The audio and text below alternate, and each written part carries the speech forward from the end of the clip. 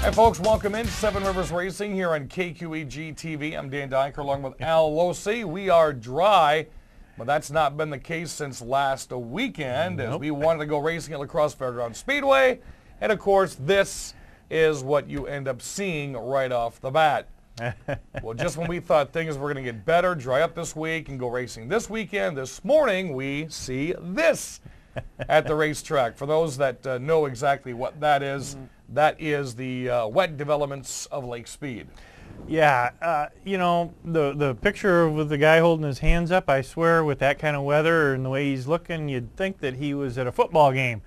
But this is at a racetrack. You can't go racing there. Everybody wants to get out there and go fast. And Lake Speed right here looks like it's even up into the quarter-mile track, so we can't wait to see what happens this weekend. So far, the forecast looks like it might be favorable for going racing on Friday and Saturday, so going to have to see what happens. The NASCAR All-American Whelen Series hopefully gets in their season opener on Saturday night. Whelen Engineering presents our program, which is NASCAR late models, Sportsman, Thunderstocks, and the Hornets will be taken to the track. Of course, we're going to have the KQ98 pre-race kids rides first at about 6:45. And I want to remind our viewers that May is Kids Month. Every child under the age of 11 gets in for free. Nice way to kind of loosen up the pocketbook a little bit. Now, is that all month? That's the entire month of May. Entire month. That's such a great thing. Chuck does such a good job to make it inexpensive for families to get out there. And when they do get out there, they don't charge an arm and a leg for hot dogs and pop and everything like that. They really have a good, fair price for everybody so that the family can go out and really enjoy this every weekend.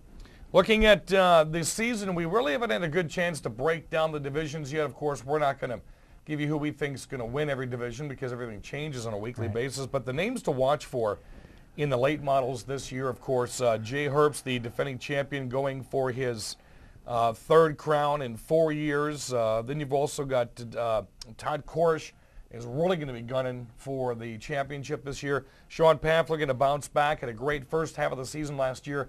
Things kind of fell apart after the after fair time last year in July. And then you've got the likes of Steve Carlson and Brent Kirshner, some young guns, Mike Carlson, Matt Henderson, Jeremy Wagner, Cole Howland. Nice mix of drivers right there. Will this be the year for a driver like Todd Korish to take the reins over Jay Herbst, or does someone like Cole Howland creep into the mix? Well, I like how you have such a variety of names in there because so much goes on during the off season that nobody knows what's going to happen. People have torn their equipment down completely. They've completely cleaned it. They've shaved stuff off. They've changed their weight and where it's located. They've changed so much stuff that you just won't know until after the first couple of weeks. You mentioned Cole Howland, Matthew Henderson. Those are two guys that could easily become one of the front runners and be running every week. And Todd Korish, of course, you know, he's saying that this might be one of his last years out there. Now, he's going to have that added intensity inside of himself saying, I got to get this now. So there are so many different factors, and after the first couple of weeks, we're going to really see a battle. Well, everybody wants to go out on top. Todd Korish would sure like to do that.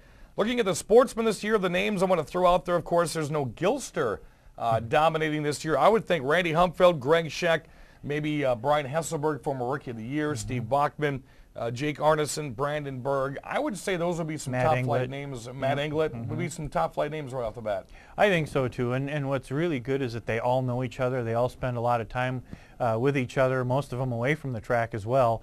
And you're right, the Gilsters have been dominant, and they're kind of taking a little step back this year.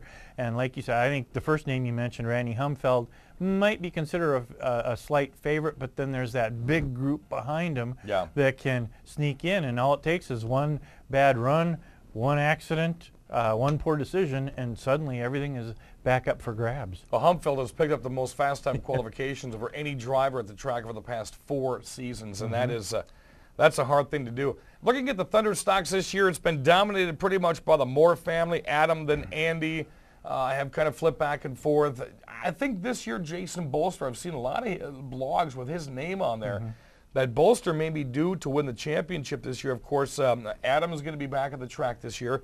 Some other names maybe to look at, Nathan One Car White, possibly Chris Webber, I think Dakota Miller might have a nice run at things this year. Dustin Bagstad, Jordan Myers just missed Rookie of the Year last year. I think the Thunderstock group looks like the same thing as the Sportsman group. You've got one or two dominant drivers and a whole bunch coming right up behind them.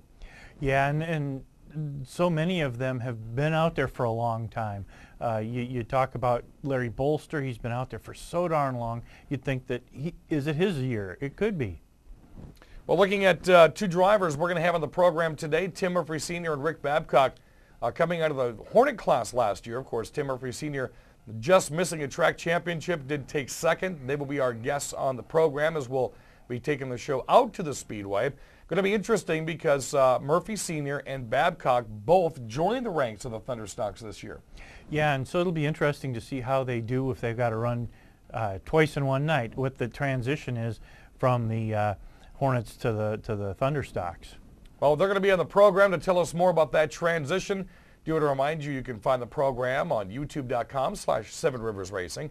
Also, an entire weekly recap on my WKTY 580 AM race report, and that comes your way Saturdays from 4 to 5. Hopefully, Mother Nature gets out of the way.